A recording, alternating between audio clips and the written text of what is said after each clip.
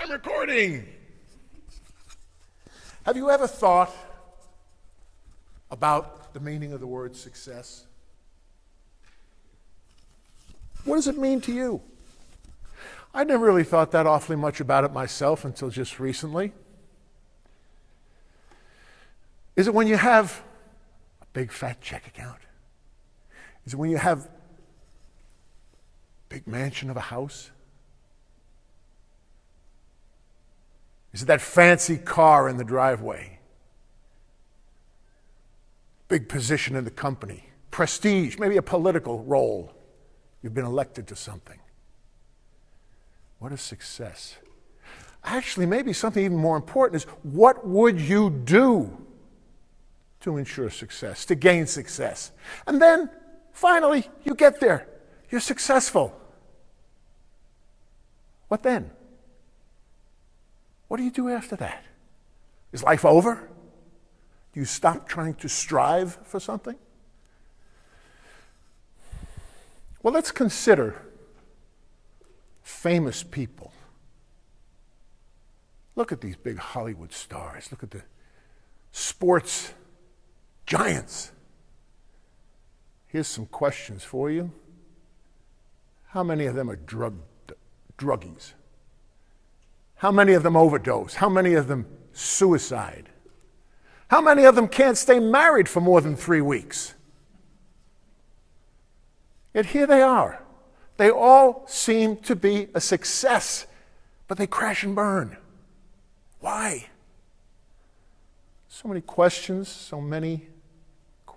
and so few answers. They seem to all forget, or maybe they never realized to begin with. And here's a secret. Get ready, you might want to write it down because it's a good one. Success is not an event. Success is a process. Success is a process. Let's consider a few illustrations. All right, a few illustrations. Number one.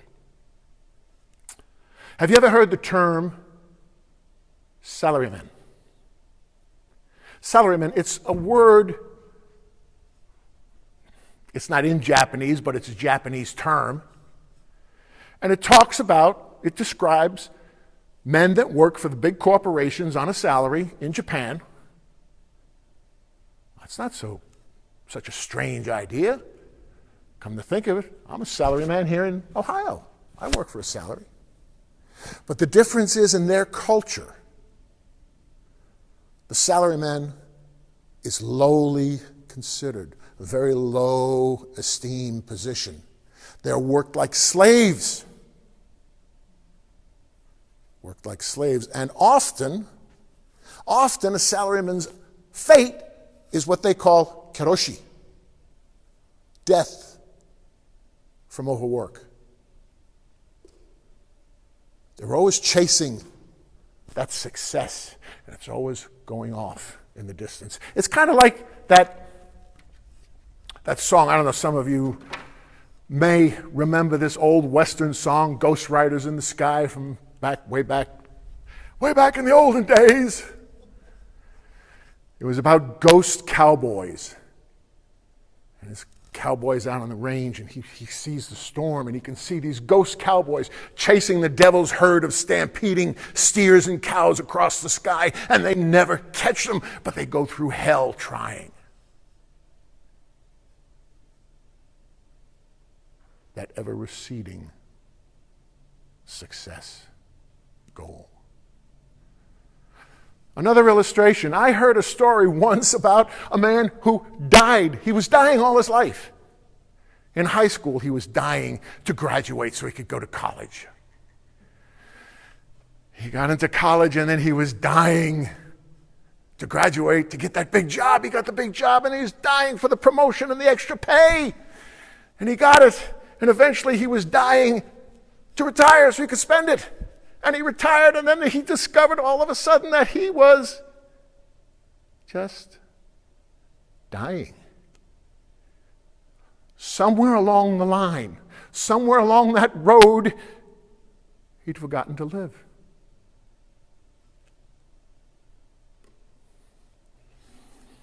Another illustration. Barbara Bush once wrote a description of life.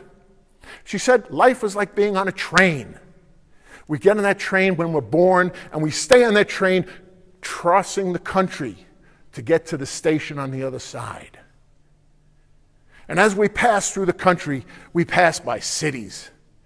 We pass through forests with towering trees. We pass rambling brooks, fields of waving grain. But do we notice? Do we look out? Do we see them? No, we don't. Why? Because we're concentrating on getting to that next station. When we're 18, what is the station? Graduating from high school. Does that sound familiar? We're in high school, then we're out of it, then we're in college. The next station is graduating from college. And the stations keep receding into the future until at the end we discover there is no station. There never was. But we were concentrating so much on it. We never realize the joy is in the journey, and the journey is the joy. So what good is concentrating on all of this success, really? If you can't enjoy life as you go, you've got to remember. You've got to remember. Take time to value and be loyal to your friends, to love your family. Take time for yourself. What good is success if everything else is gone? So when you get there towards the end, or as you even go, remember that train. Open the windows. Take time to smell the roses when you're on that train.